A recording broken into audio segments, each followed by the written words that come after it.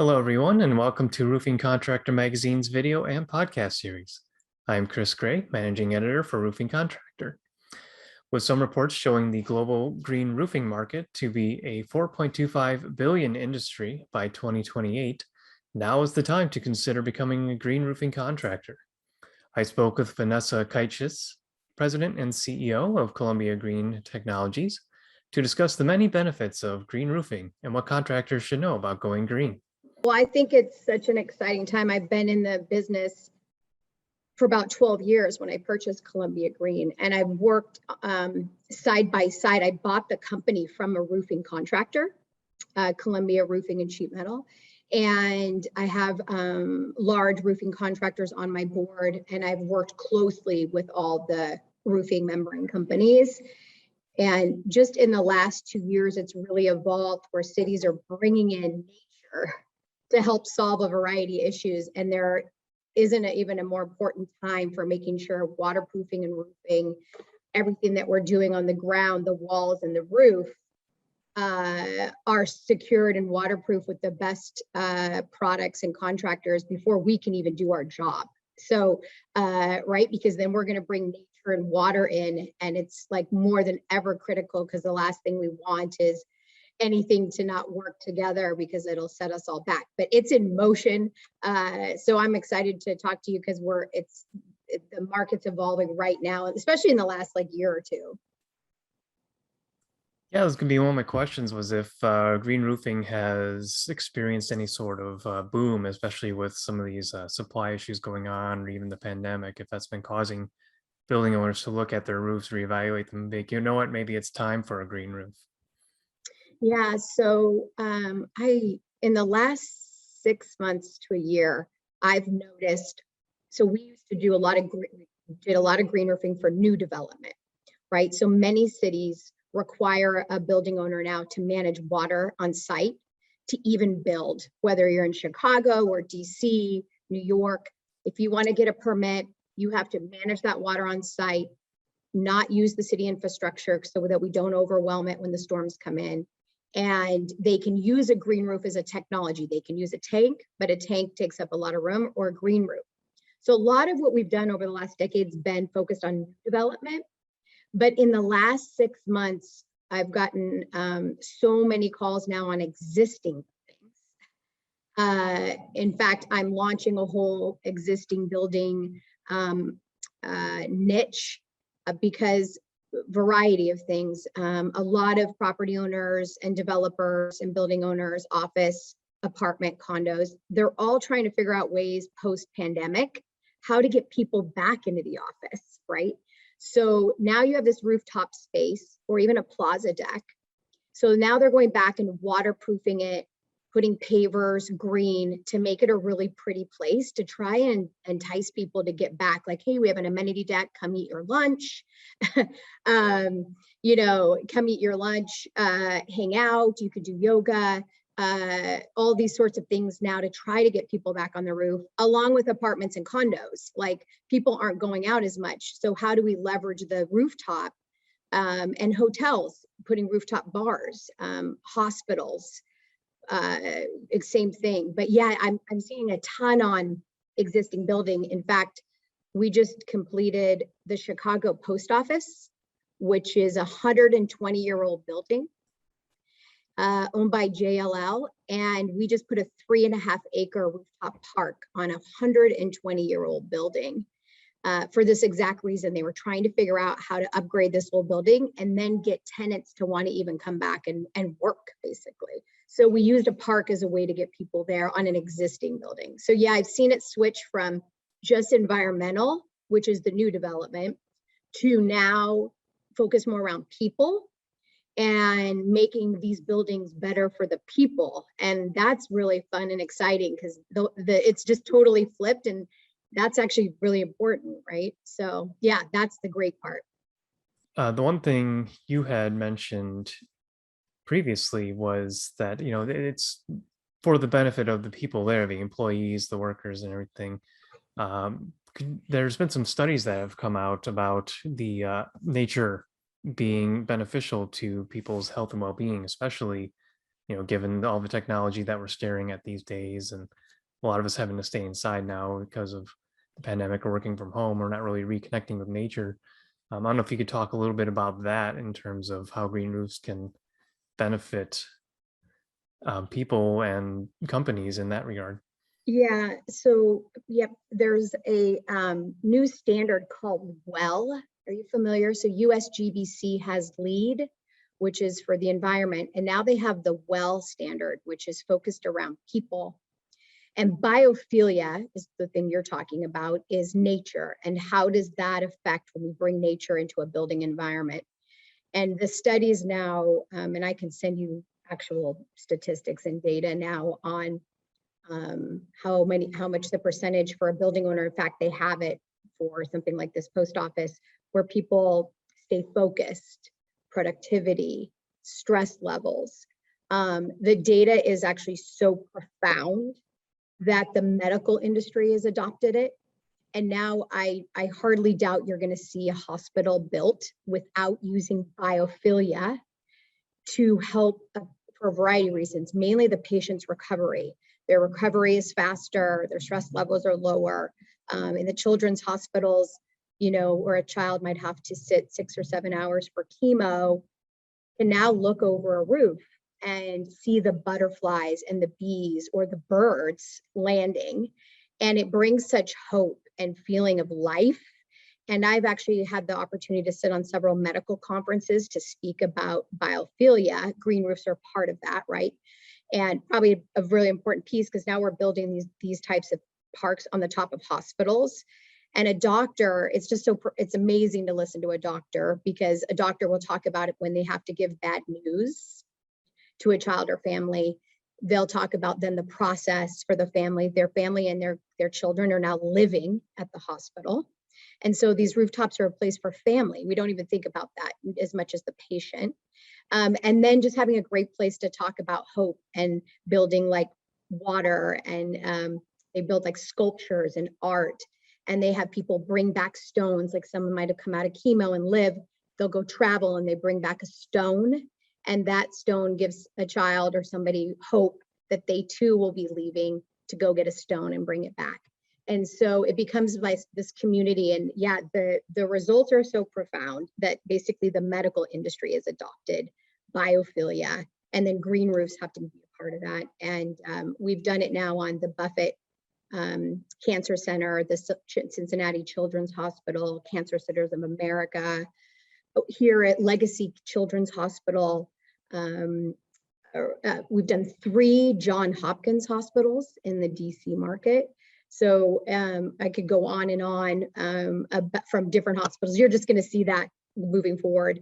And then the other one that's surprising, not surprising, obviously we already knew this, but how much the hospital employees love it, right? Too, they're in this stressful place right now. And having a place that they can go hang out at a park, instead of, like you just said, an office or a cubicle, or eating their lunch in a cafeteria, just fresh air, light, moving around. So we have this opportunity to build parks on the roof, and there's no room in an urban environment to do that on the ground. And we have the urgency to help these patients or people, and a rooftop park is amazing space that's not being utilized, that's in motion. Has there been any sort of challenges in regards to getting building these green roofs on hospitals, or is it pretty much just like any other building? Yep, pretty much. Yeah, we've nope, it's pretty much like every building. One of the most important things, but I always say this is the most important thing in any job we do, is the waterproofing. We cannot have a leak on a hospital, right? Just like you can't have one on a data center. Obviously, nobody wants one in an office or a condo, but it's actually critical in a hospital environment to make sure the waterproofing is done right. So we work really closely with the waterproofing consultants. And most of the time, the contractors that are picked for this are very, very sophisticated, have done a lot of this work and feel comfortable for this work. And we use certified installers that also are very aware of the importance of the waterproofing. So that's just something you always need to be aware of. I would say challenges, and you need to get that right up front, and then the rest becomes a lot easier. So that's probably the biggest challenge. One of the other things they originally had thought about, but we never saw any issues with it, was just making sure no mold or fungus grow, right? Because that can let, different things off. And so that was always a concern probably like 10 years ago. And just like leaks were very much a concern. But now over time, we've done 2,500 projects now. And I've probably only been called on maybe 1 or 2 roof leaks. And that's because when you're designing these types of projects, you're working with you have to really care about the details. So the waterproofing, the contractors are the best that you can possibly use, kind of stuff, because that's why that's happened, right? Knock on wood, for God's sake. But yeah, no, those are probably some of the challenges. But now they're just in so full force. It's going to be about a $4 billion market by 2026, the green roof market. And so it's in motion, right? Before we were kind of crawling along, seeing if it was going to leak, were they going to die, what was going to happen. And now it's globally, it's going to be a $14 billion business by 2026. So it's now a business, and bringing green infrastructure in to manage water is a business. Yeah, it's certainly been growing almost exponentially, I'd say. Now, obviously, it's been non-commercial buildings, and as you pointed out, hospitals. What's the likelihood that other types of buildings, like public schools, will have green roofs on them in the future? For schools, we're dealing with the same thing right now, right? Kids are anxious, nervous. And so we've done quite a few schools coast to coast. And in fact, in Montgomery County, Maryland, they've mandated all new schools will have green roofs on them, or new upgrades to existing buildings.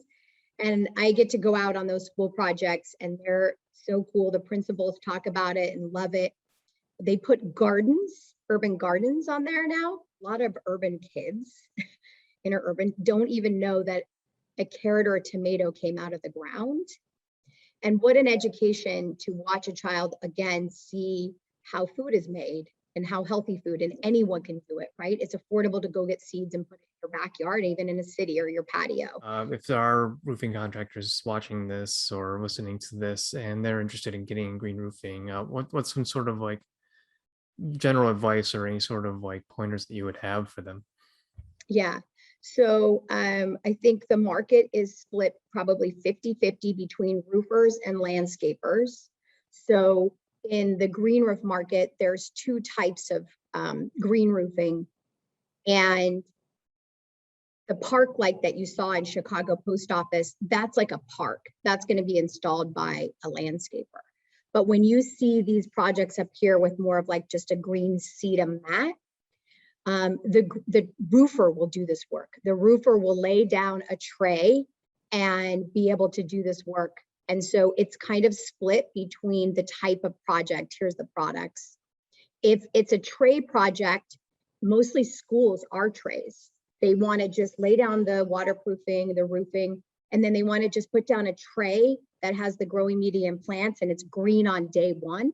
Very affordable and easy to install and easy to maintain. And so this application is perfect for roofers. And in fact, most of them like doing it, familiar with it. This is going to bring them an extra $20, $25 a square foot, right? So, another great way to go to your customers and ask them how to upgrade their existing building, and now add these pre-grown trays. They're 30 pounds per square foot. You don't need to do much upgrade for that, because that manages most like the same snow load. So this is a very easy product that existing buildings or even new buildings like schools can use. And then if you're going to do more of like a park intensive, where it's more like a park like you see down here, where you're planting 5 feet of growing and trees, that's going to be more of a landscaper. And so what's really great about this evolving market is there's an opportunity for both. There is so much existing building that needs to be green and new development, and they're both important.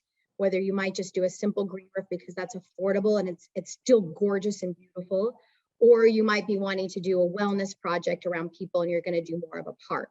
And there's not a right or a wrong. It just depends on the project and both contractors for each.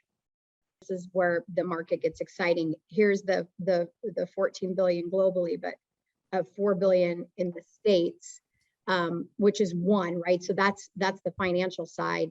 And then the driver side, you're going to see every city, we've already started to see it, start to plan for green infrastructure to manage water. They're not going to go back and redo the drain on the side of the street or the pipe. And right now, when the floods come in, whether why it's happening, we don't know, but the storms are increasing, right? I'm not going to get into why or not, but the storms are increasing. And what's really happened is the urban planners did not plan for these storms. And so the drain on the side of Chicago or New York, or even probably where you are, that drain on the side of the street is the same size it was 50, 60, 70 years ago. You didn't see them go back and build out the drain, or the pipe. So what's happening is they did all this growth, Houston, Chicago, almost every city in the country, and it rains and it backs up and we get all this flooding and damage and combined sewage overflow. So what cities are doing is implementing green infrastructure. So this is why it's important to your roofing contractors, this is where I was saying they're going to bring green back in, and waterproofing is going to be key in roofing and remodeling these in order to fit this movement that's happening. And the other big driver from a finance is most those building owners are REITs, right? Publicly traded companies. They now have to meet new ESG requirements, environmental social governance, and show that they are greening their portfolio. The CEO of Swiss Bank just came out and said their green project portfolios, building portfolios, are outperforming the non-green portfolios. And that just shifted over the last 6 months. And so now you're talking about financing. And if you want to upgrade your building, a financer is not going to finance you unless they know that this is going to build value in the future. And so this is also a big driver for the property owners, the building owners. And I think you're going to see, I know already, it's already happening, that increase in order to get financing and move forward with the building is turning it green. So these are kind of the things that's happening, which is why it's driving this market so big. And yeah, we're excited to see the contractors. They're going to evolve and need to be trained, right? This is the next generation coming in to build infrastructure. And instead of going under the ground, it's going to be our contractors building it out in the open. Yeah, excellent points. And yeah, thank you so much for taking the time to actually talk with us about it today. We really do appreciate it. Thank you so much. Have a wonderful afternoon. Thank you to everyone out there, either watching or listening. For more great interviews like this and more, visit roofingcontractor.com and sign up for our free e-magazine. Stay safe, everyone.